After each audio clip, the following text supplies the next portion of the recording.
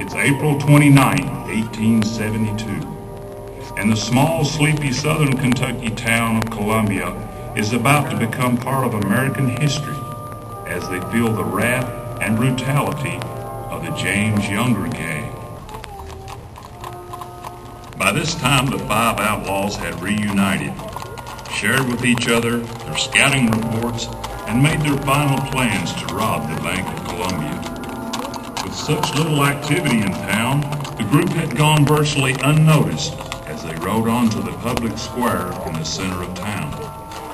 As they sauntered their horses across town, they scanned the street looking for the telltale sign that they had been detected as would-be outlaws. The local townspeople were going about their normal daily routine. Frank James and Cole Younger had made their way across the square, followed closely by Clell Miller. They were keeping an ever-watchful eye out for the first sign of trouble so they could instantly signal the rest of the gang. As the first shot was fired, unintentionally mortally wounding Martin. Witnessing this horrible sight, Winfrey and Page darted out of the door of the bank, making the ones for cover.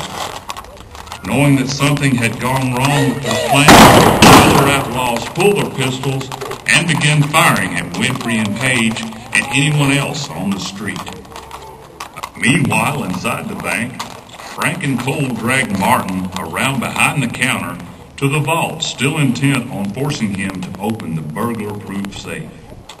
Realizing their efforts were useless, they grabbed the money from the cash drawer and ran to their horses.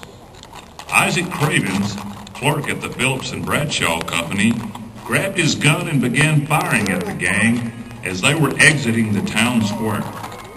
The outlaws returned fire and drove Cravens back inside, and no one was the gang was hard and headed south until they reached Pettit's Fork, where they turned up the creek to Conover's Mill. Civil War Captain James R. Hinman quickly formed a posse chasing the outlaws. The gang lost the posse when they turned north towards Taylor County. They were last seen in these parts entering the hills of Nelson County. A dark shadow now hovered over Columbia. The James gang had brutalized the little Kentucky town. Time would eventually heal the wounds of the day. The brutality and pain inflicted would never be forgotten. The day would go down in history as April 29, 1872, the day Jesse James and his gang robbed the Bank of Columbia.